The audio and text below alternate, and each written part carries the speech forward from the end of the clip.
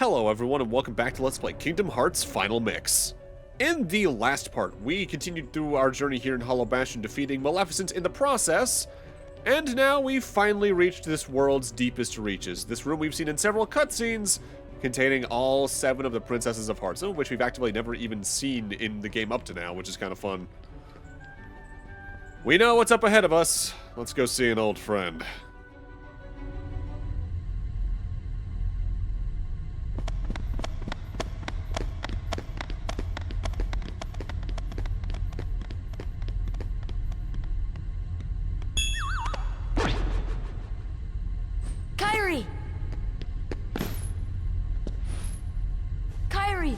Kairi!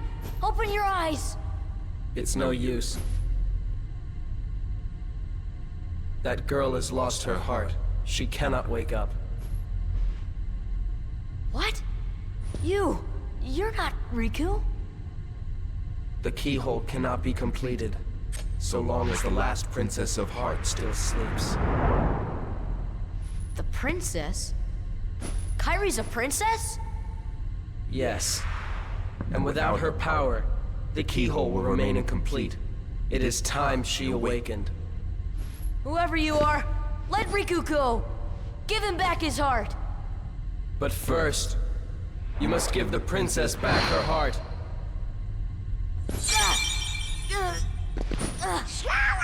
What's... Don't you see yet? The princess's heart is responding. It has been there all along. Kairi's heart rests within you. Kairi's inside me? I know all that there is to know. Tell me, who are you? It is I, Ansem, the Seeker of Darkness.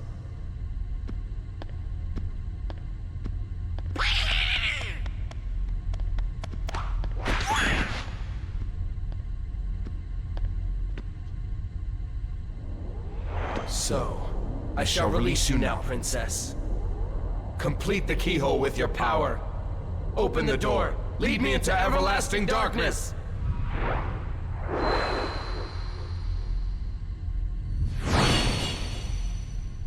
Sora!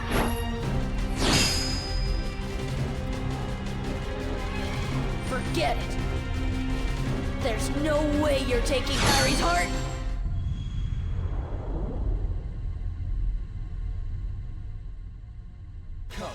Our third bout against Riku here, or should I just say Ansem, is rough. I heavily recommend counterattack to be equipped from your abilities list if you've unlocked it at all. On top of at least one of, if not both, Strike Rate and Ars Arcanum to take advantage of the invincibility while you're dealing damage to the boss fight. Always keep some MP on standby though for Arrow and or Cure, as well as some healing items.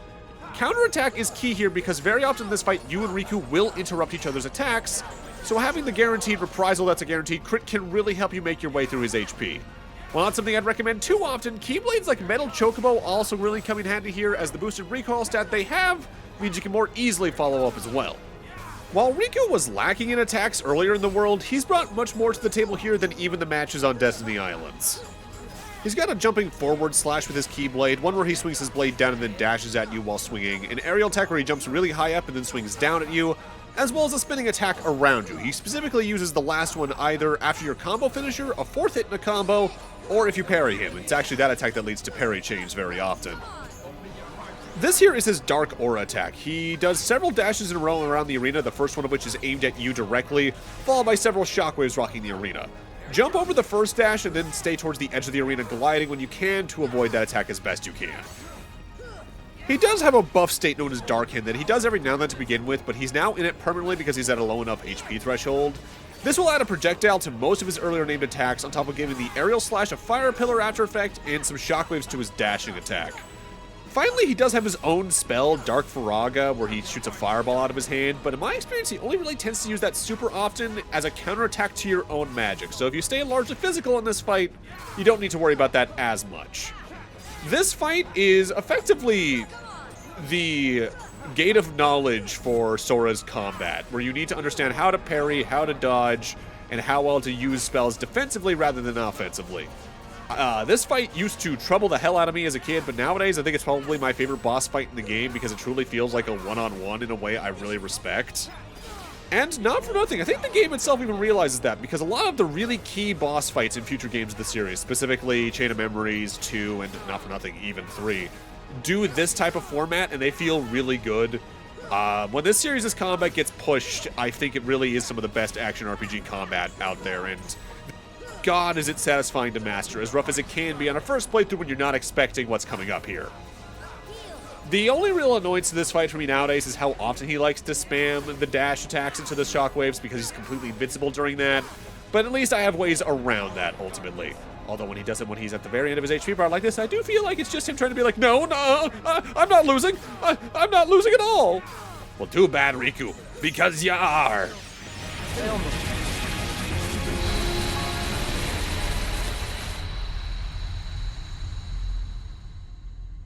For clearing that fight, we get the Ragnarok limit break, which is extraordinarily powerful. With that said, it's easy to prefer Strike Rate or Ars Arcanum for their invincibility states.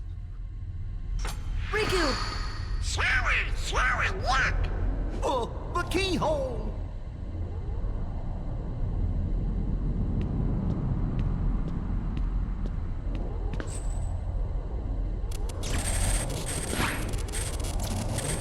It won't work! The keyhole's not finished yet! What can we do?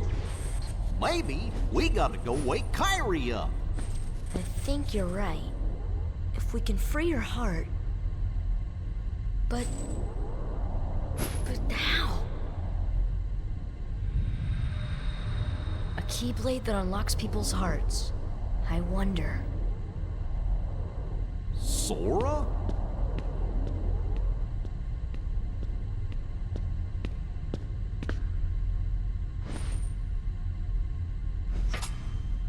Sora! Hold on!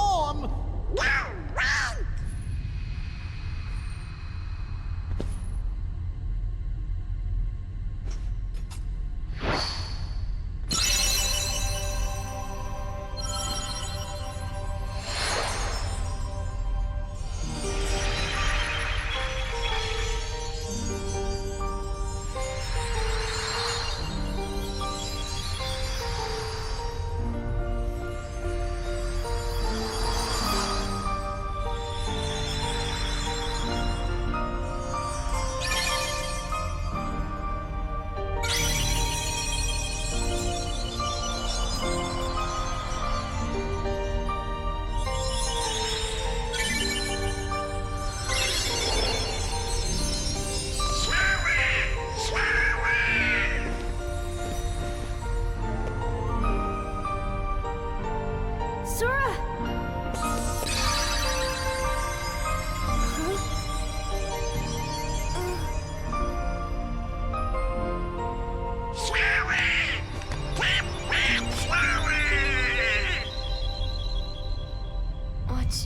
What's happening to me?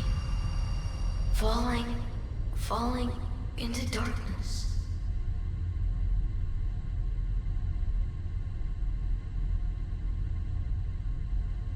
Sora? Are you really? No, he can't be. I won't let him go! So, you have awakened at last, Princess. The keyhole is now complete. You have served your purpose, but now it's over.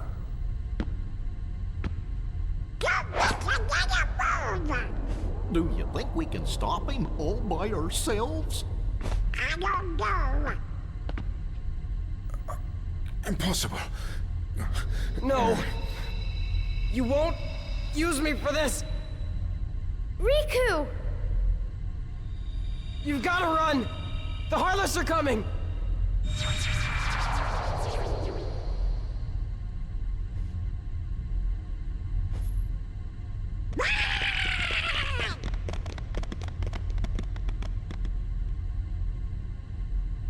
What about the keyhole? Let's just get out of here!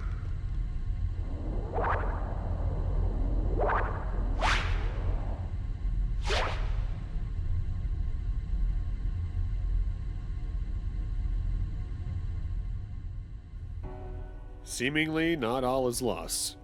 We have a bit of a journey to make here. We need to get back to the room where we first fought Riku here in Hollow Bastion near the start of the world as this shadow. Now you can go the long way around, but you can save just so much time by doing what I said you could do earlier in this world and jumping off the ledges on the exterior portions of Hollow Bastion to skip down several screens at a time. And worth noting, you can jump as the shadow, which is something I didn't think to try for years for some reason. Once we get there, plot is going to kick right back in. Kairi, hurry! I can't leave them behind! We can't stay here. The Heartless is after us! Hi, I'm just a little guy. I'll take care of him. I would certainly hope so, Donald. We've taken care of probably hundreds of shadows at this point. If you had trouble with this one, I'd be questioning you, buddy.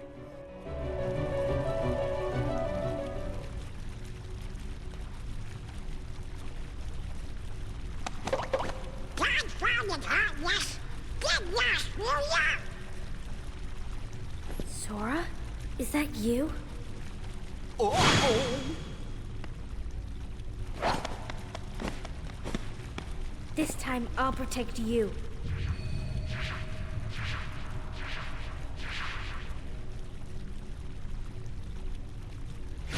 Sora! Kairi!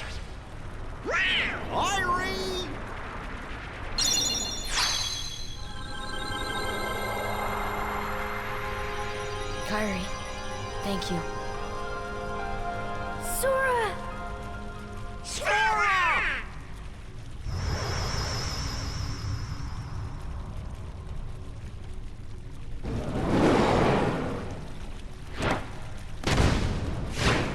Go now! Come with us! I told you before, I'm not leaving without Belle. Now go! The Heartless are coming. All right. Let's get out of here.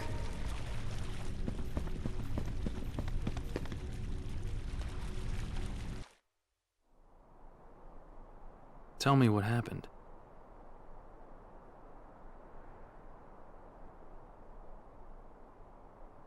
So the darkness is flowing out of that keyhole. No wonder there are more and more Heartless everywhere. The only way to stop them is... Seal the keyhole, right?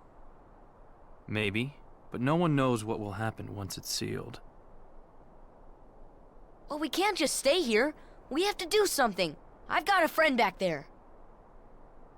That's right. You have one more friend to worry about. Riku's Keyblade must have been born of the captive princess's hearts. Just like that keyhole you saw. Of course, without Kairi's heart, it remained incomplete. Once that Keyblade was destroyed, the princess's hearts should have been freed. Don't worry, Sora. If anyone can save your friend, you can. So that means for plot, at least we're game to head back to Hollow Bastion whenever you want to. It seems the other princesses have been freed as well. Jasmine apparently hasn't returned to Agrabah. I suspect the others still in the castle too. So there's a whole cast of characters waiting there for us. Nice to hear. I thought the keyhole would strengthen the darkness. I mean, the darkness is still strong, but still. It's almost as if someone is holding the darkness back. Sora, are you feeling okay now? If you're not, then say so. Not sure why, but the Heartless are getting stronger. New types of Heartless are popping up all over the place. If anything happens to us, I know we can count on you, Sora. So Yuffie is talking about an active gameplay mechanic there. Now that we've rescued Kairi, the battle level of every world has skyrocketed, as have the level and stats of their Heartless within. On top of that, defenders, wyverns, wizards, and what have you will now spawn in at various other worlds in various setups. In fact, this setup right here is actually the best place to get the defender shield due to how many defenders are here. With that said, good luck with the odds all the same. Just as an example of how high the stat increases get, I've selected 3 specific enemies to talk about with it. One a normal Heartless, one an optional boss fight, and one a quote-unquote plot boss fight. For example, a large body prior to rescuing Kairi had 160 HP and gave 7 experience. Now they each have 300 HP and give 180 experience. Hercules back in the Hercules Cup had 450 HP prior to the rescue and gave 700. Now he'll have 750 HP and gave 1,000. Giant Ursula at the end of Atlantica had 900 HP prior to rescuing Kairi. Now she'll have 1,200, as much as Dragon Maleficent.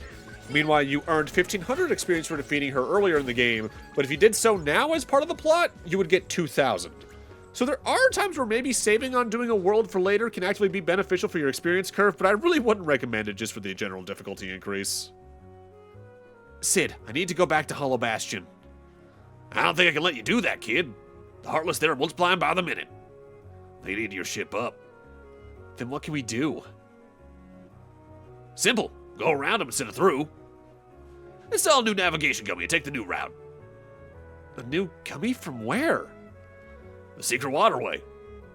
When I came here 9 years ago, I stored it there in case I ever needed it. Never thought a kid would be the one to use it. So our next destination is the secret waterway. For those who don't remember where that is, either you need to go to the back alley behind the hotel and take the grating there, or use the elevator in Merlin's house by talking to him. Along the way, though, I want to go deposit some more Dalmatian puppies, as we've earned another reward for how many we've collected across since our last visit here. This is actively our second to last reward from the puppies, too. This is going to be a reward for rescuing 90 of them total out of the 99, which is actively different depending on which version of the game you're playing. Here in Final Mix, we get a tech boost ability to get extra tech points from enemies. Back in Vanilla, you got a ribbon accessory there. Once we get back to the secret waterway, we see a familiar faces waiting for us here, of course. But also there's a white trinity here, as we now can go take care of these across the rest of the worlds. I theoretically could have left Hollow Bastion earlier in the game to do this first, but I decided to do it along the way since I had other things to do anyway. And there is another orichalcum for synthesis. What a mysterious mural. It's almost hypnotizing. Well, time to finally go towards the light, Sora, as this is our destination for plot.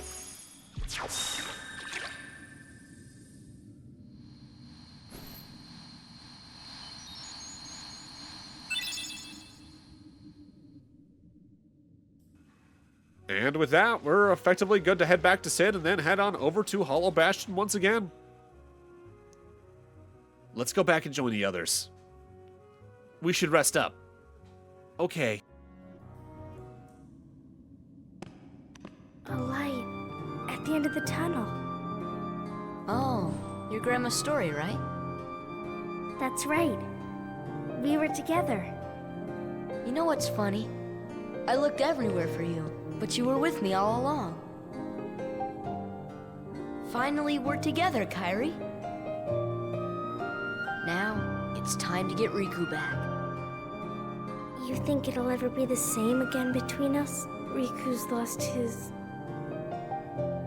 When I turned into a Heartless, you saved me, remember? I was lost in the darkness. I couldn't find my way. As I stumbled through the dark, I started forgetting things. My friends, who I was. The darkness almost swallowed me. But then I heard a voice. Your voice. You brought me back. I didn't want to just forget about you, Sora. I couldn't. That's it. Our hearts are connected. And the light from our hearts broke through the darkness. I saw that light. I think that's what saved me. No matter how deep the darkness, a light shines within. I guess it's more than just a fairy tale. Well, let's go. You can't go. Why not? Because it's way too dangerous. Come on, Sora. We made it this far by sticking together. You can't go alone. Kairi, even if we're apart, we're not alone anymore, right? I can't help? You'd kind of be in my way. Okay. You win. Take this. It's my lucky charm. Be sure to bring it back to me. Don't worry, I will. Promise? Promise. Don't ever forget. Wherever you go, I'm always with you. do we get the Oathkeeper Keyblade, which I'll talk about in a few moments. Sora, Kairi, I'm sorry. Is this the afterworld?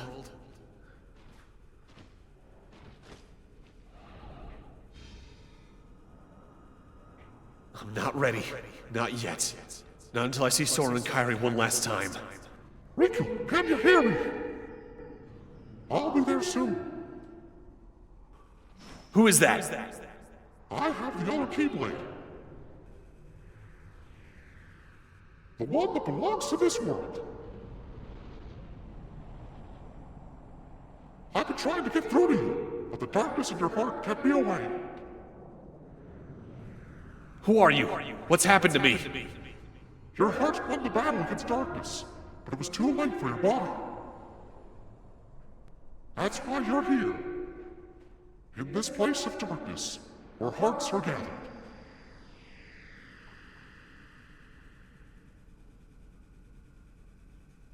So what do I do?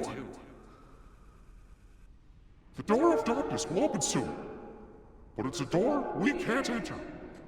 It has to be closed from both sides. To do this, you need 2 keys and 2 hearts. Maybe you're here for the same reason I am. Maybe it was fate.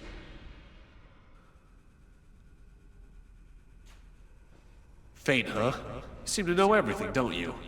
Then tell me. Are Sora and Kairi okay? Don't you feel the echoes of their hearts? You already know the answer. Look inside your own heart.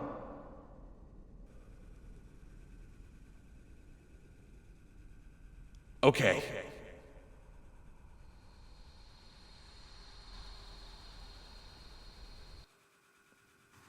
Worth noting that is another Final Mix exclusive cutscene.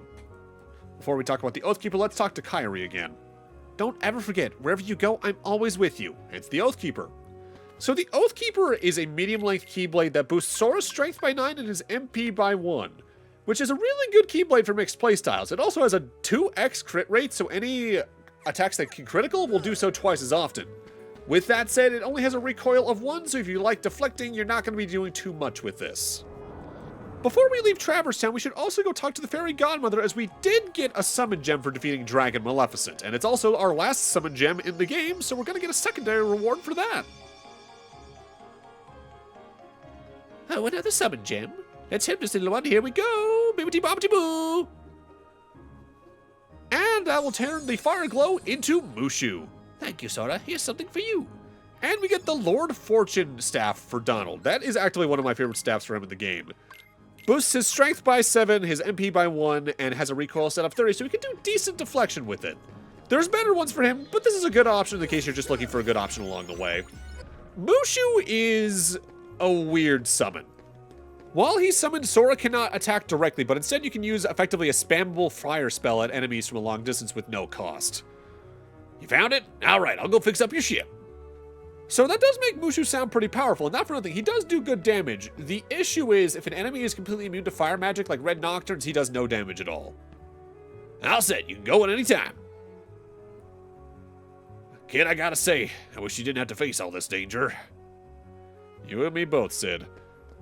There's only really one time I tend to use Mushu, but even then not too often. It's when I'm doing a specific part of synthesis farming, so you're not going to see him too much in this playthrough. But with that, I'm going to need to end this off here. Thank you guys for watching, and in part 33, we are going to make our way back to Hollow Bastion, but not before taking care of some little side quests along the way. See you guys then.